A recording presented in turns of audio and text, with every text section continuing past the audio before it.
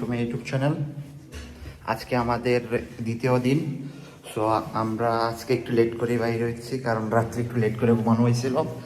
সেই ক্ষেত্রে আমরা এখন যাচ্ছি বাহিরে দেখার জন্য, এবং যেই গ্রামটাতে আসছি এই গ্রামটাতে এক্সপ্লোর করার জন্য। বাহিরে একদম ডিপ ফ্রিজের মতন, একদম বরফে ভরপুর। আজকে সকালটা খুবই সুন্দর, সারা রাত্র তুষারপাত হয়েছে। এখন আপনি মনে করেন যে আজকে সূর্য আছে, আর আমার গাড়ির উপরে বরফ জমে শেষ। এখন এগুলো পরিষ্কার করতে হবে।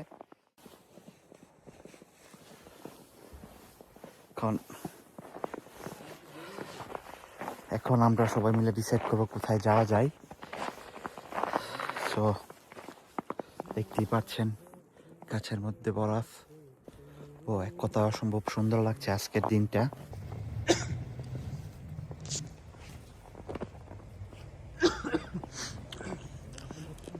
মিয়া, তুমি জীবনের প্রথম গাড়ির উপর থেকে বরফ পরিষ্কার করতেছো, তোমার অনুভূতিটা কি বলো আমাদেরকে? জীবনে এখন সবাই ছবি তুলতে ব্যস্ত, আমিও ছবি তুলছি, ছবি তোলা শেষ। সো এখানে মনে করেন ঠান্ডাটা একভাবে বোঝা যায় না আর কি। আপনি যখন বাহিরে আধা ঘন্টা 1 ঘন্টা থাকবেন, এইরকম পরিবেশে আপনার ঠান্ডাটা মনে হবে আর কি। আর যেহেতু এখানে বাতাস নাই, সেক্ষেত্রে বরফ অনুযায়ী ঠান্ডাটা খুবই কম, কিন্তু ঠান্ডা আছে, এটা বলতে হইব। অনুভূতিটা একটু বলো, ভালো করে বলো মিয়া। অনুভূতি নাই, তুলনামূলক শীতটা একটু কম, যেহেতু আমরা বরফের মধ্যে দিয়ে হাঁটছি। অন্য অনেক শীত করার কথা, কিন্তু এরকম কিছুই মনে হচ্ছে না। জ্যাকেট খুলে শুধু একটি শার্ট পরে নিলাম, টি শার্ট।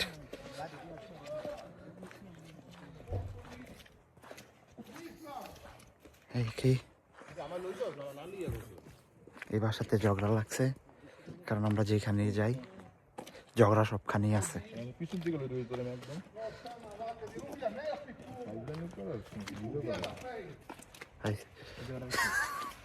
এখন সবাই ছবি তুলতে ব্যস্ত, আমিও ছবি তুলছি, ছবি তোলা শেষ। সো এখানে মনে করেন ঠান্ডাটা একভাবে বোঝা যায় না আর কি। আপনি যখন বাহিরে আধা ঘন্টা 1 ঘন্টা থাকবেন, এইরকম পরিবেশে আপনার ঠান্ডাটা মনে হবে আর কি। আর যেহেতু এখানে বাতাস নাই, সেক্ষেত্রে বরফ অনুযায়ী ঠান্ডাটা খুবই কম।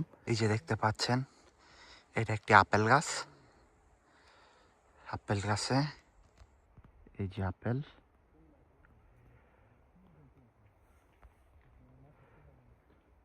এখন বরফের চাদর। এই দিকের বাসাগুলো খুবই সুন্দর, ছোট ছোট বাসা, বরফের চাদরে ঢেকে আছে, খুবই সুন্দর লাগছে। এইটাই খুবই সুন্দর। এখানে এসে আমার খুবই ভালো লাগলো। আমরা একটু এদিকে ঘোরাঘুরি করব, তারপরে দুপুরের খাওয়ার জন্য আমরা বড় একটি শহরে যাব, খাওয়া দাওয়া করব।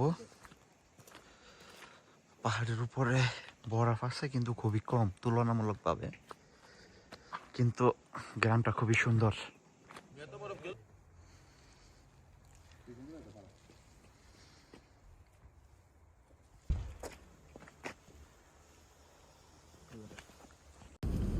আমাদের যেই অ্যাপার্টমেন্ট ছিল এর আশেপাশে আমাদের ঘোরা শেষ। এখন আমরা যাচ্ছি লাগুদ্বীপ রাইস। আমাদের অ্যাপার্টমেন্ট থেকে 1 ঘন্টার রাস্তা, পাহাড়ের রাস্তা, আঁকাবাঁকা রাস্তা। আমাদের এই যে ভিউটা উপভোগ করছি, এটা আপনার কোটি টাকা দিয়েও কিনে পাওয়া যাবে না। ভিউটা অসাধারণ,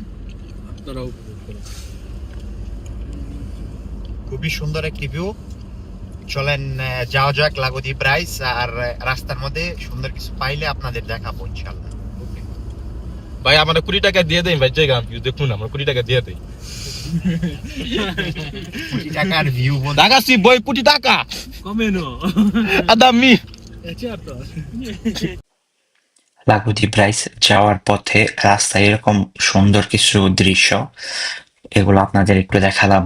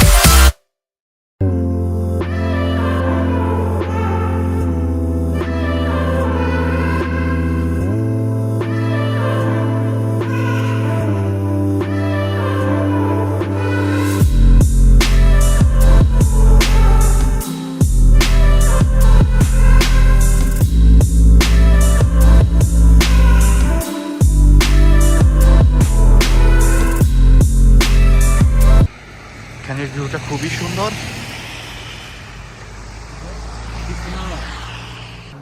এখানে মনে করেন যে অনেক বরফ, অনেক বরফ। কিন্তু এতটা ঠান্ডা মনে হচ্ছে না।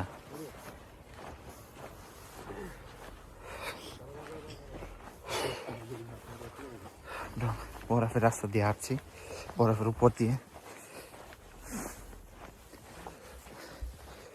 আলে কেমন Enjoy লাগছে? ragazzi. Era moja mere. Nurul Amin মাথার মধ্যে একদম বরফ দিছে, বরফ দিয়া শেষ। কও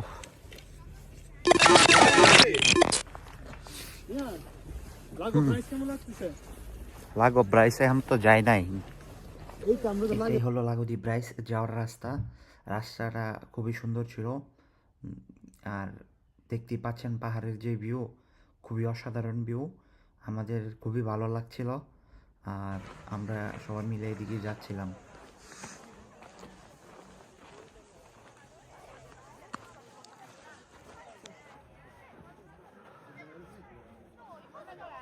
মেঘ আর পাহাড়ের মিলন এখানেই হয়েছে। এটা লাগুদি ব্রাইস।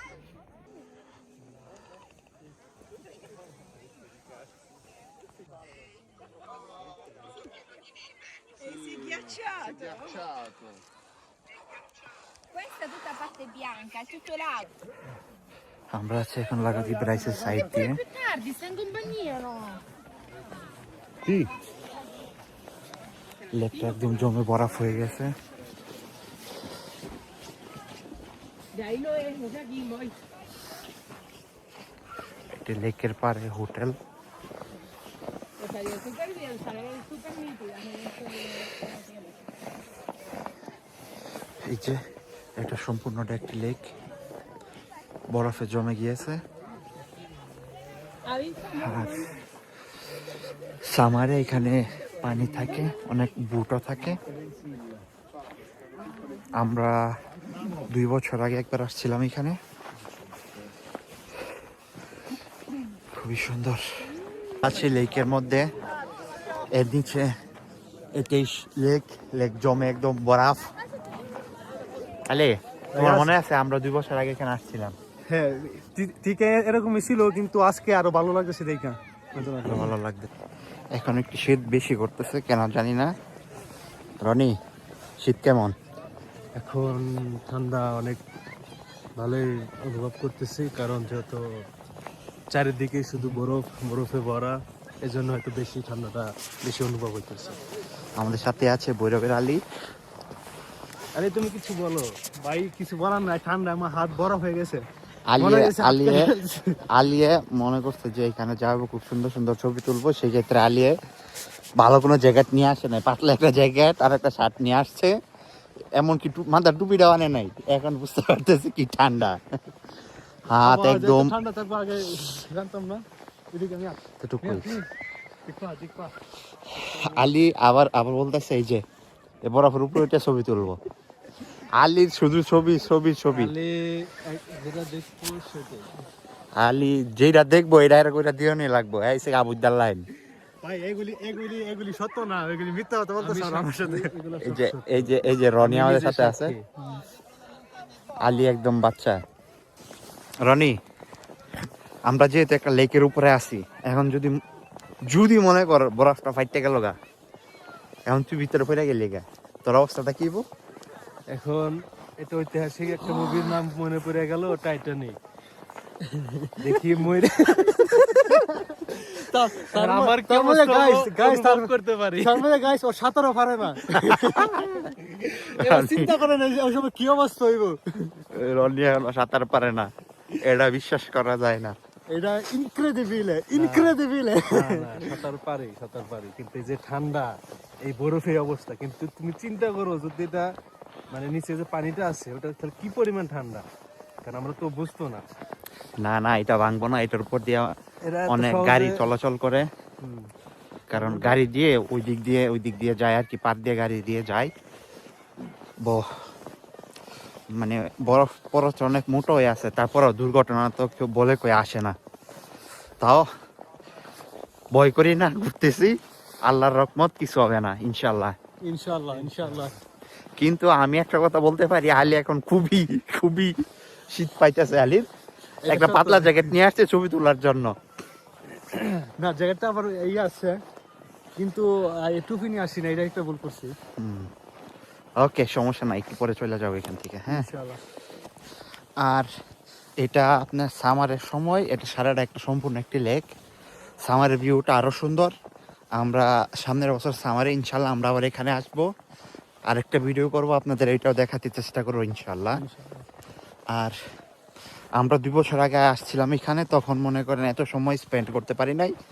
আমরা তখন আসছিলাম ডাইরেক্ট এখানে আসছিলাম, সেই জন্য আমরা মনে করেন 10-15 মিনিট থেকে আবার চলে যাইতে হয়েছে, কারণ তখন আমরা হোটেলে উঠি নাই, তখন আমরা গাড়ি নিয়ে আসছিলাম, আবার গাড়ি নিয়ে চলে গেছিলাম।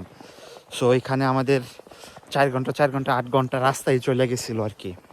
এখন আমি আর আলী আসছি এক সাইডে, এটা মূলত পাহাড় ঘেঁষে আছে ছোট্ট একটি ঝর্ণা, এখন বরফ হয়ে একদম বন্ধ হয়ে আছে। এখন আমরা এটার কাছে যাচ্ছি।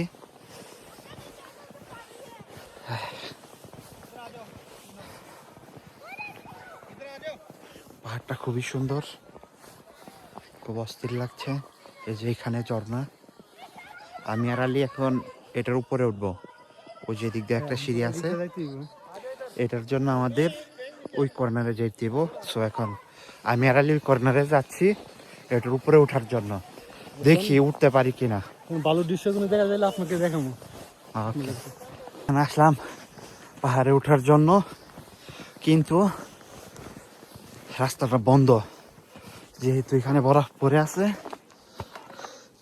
ওই যে রাস্তার দিকে বন্ধ, আমরা উপরে যাইতে পারবো না, কারণ যেহেতু বরফ স্নো হয়ে আছে,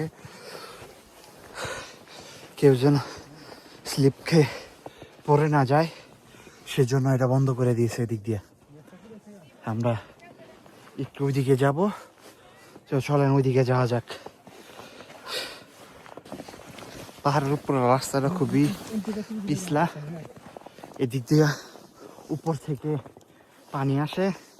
সো এই জায়গাটা একটু ভিজা ভিজা, এই যে এই জায়গাটা একটু ভিজা ভিজা, পানি পানি জমে আসে এখানে।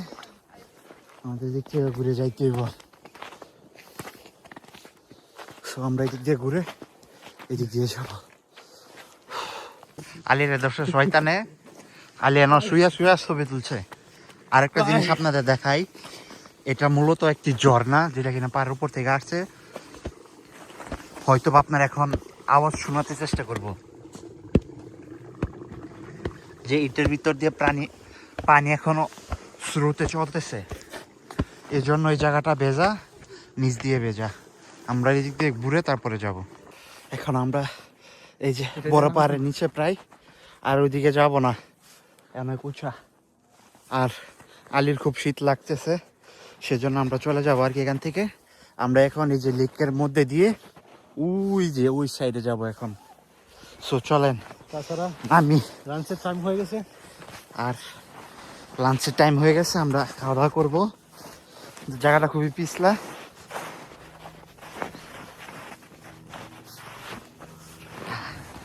দুজনে হাত ধরে নামতেছে। অনেক গাইস। বলতে কি, পাহাড়ের নিচে এখানে বরফগুলো একটু শক্ত না, পাহাড় দেওয়ার সাথে সাথে নিচে চলে যাইতেছে আর কি। এই জন্য আলি আমরা ওই যে ওই দিক দিয়ে যাবো, বুঝছো?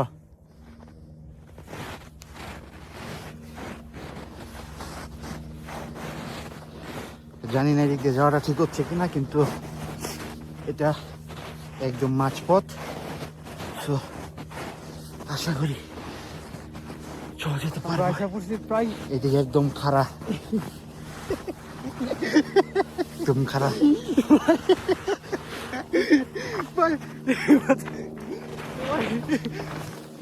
আলে বেশি লড়াবাড়ি করে না। ওই যে এখানে দেখতেছেন, এটা পানি, এটা নিচে, এই যে যেখানে নিচে পানি, এখানে বেশি শক্ত। আলি লাড়ালাড়ি করে না, ভাঙ্গা হয়ে দেয় আমকা।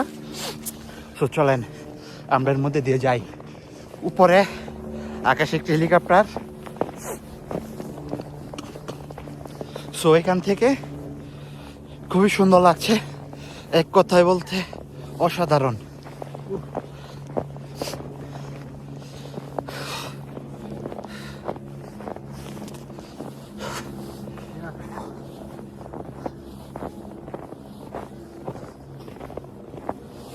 পায়ের অবস্থা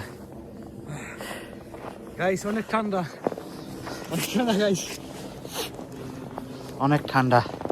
গাড়ি পার্কিং করা যাবে 12 ঘন্টা। আমরা এখনই চলে যাব। এই যে এখন আছে আমরা লেকের মধ্যে, এদিক দিয়ে এখন পর্যন্ত কেউ আসে নাই, কোনো পায়ের ছাপ টাপ কিছুই নাই, একদম ফ্রেশ দেখা যাচ্ছে। শুধু আমরা দুজনই মধ্যে দিয়ে পার হচ্ছি। সো চলেন। মাঝখানে তো হয়তো ভাঙা পড়ে যেতে পারে, একটা লিক্স থাকে। তারপরে গাইস আপনার দেখাবার জন্য আমরা লিক্স দিছি। এখন অনেকেই কমেন্টে বলে আমরা তো বলি নাই রিস্ক নেওয়ার জন্য। সো কিছুই বলার নাই, চলেন। আমরা এখান থেকে এখন ডাইরেক্ট চলে যাব রেস্টুরেন্টের উপরে নাস্তা করব। নাস্তা করার পর নাস্তা করব, আর হচ্ছে আপনার অন্য কোন প্লেসে যাওয়া যায় কি না সেটা দেখব। এখন আমরা আছি লেকের মধ্যে, দেখতেই পাচ্ছেন আমার চেহারা একদম ঠান্ডায় লাল হয়ে গেছে। আলির সেম অবস্থা। আর বাকিগুলা ফোন দিয়ে বলতেছে যে তারা নাকি গাড়িতে চলে গেছে। সো আমরা গাড়িতে চলে যাচ্ছি। এই সো এখন ওদেরকে বলছে একটা রেস্টুরেন্ট দেখার জন্য। আমরা এখন ডাইরেক্ট গাড়ি নিয়ে রেস্টুরেন্টে যাবো, খাওয়া দাওয়া করবো এবং ডিসাইড করবো খাওয়া দাওয়ার পরে কোথায় যাওয়া যায়। আমরা আসছি 3 দিনের জন্য, আমরা চাই না যে আমাদের সময় নষ্ট হোক। আমরা প্রতিটি মুহূর্ত ঘোরাঘুরির মধ্যে দিয়ে কাটাতে চাই। এই যে দেখেন একদম লাল হয়ে যাচ্ছে। একটি রেস্টুরেন্টে খাওয়া দাওয়া করার জন্য আমরা সবাই খুবই শীত অনুভব করতেছি এবং ক্ষুধার্ত। এখন আমরা যাব রেস্টুরেন্টে খাওয়ার জন্য। দেখি রনি কি এরকম একটা রেস্টুরেন্ট খুঁজে বাই করছে। সো চলেন যাওয়া যাক। ইনশাআল্লাহ চলুন। এখন আমরা একটা রেস্টুরেন্টে আসলাম। এখন যাবো রেস্টুরেন্টে খাওয়া দাওয়া করার জন্য। দুপুরের খাওয়া দাওয়া করার জন্য আমরা এখানে যাচ্ছি। গাড়িটা পার্কিং করে নিলাম আমি, ওদেরকে রেস্টুরেন্টের সামনে নামিয়ে দিয়ে আমি গাড়িটা পার্কিং করলাম আর কি। এখন আমিও যাচ্ছি। সো চলে আমার সাথে। আজকে তুষারপাত হয় নাই, কিন্তু ওয়েদারটা খুবই ভালো।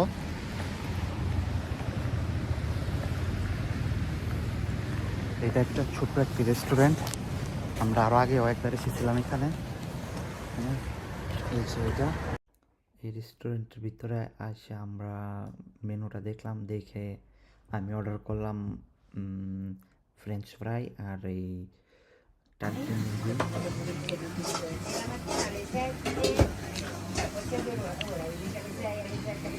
এখন আমরা খাওয়া দাওয়া শেষ করলাম, হোটেল থেকে বাইরে হলাম।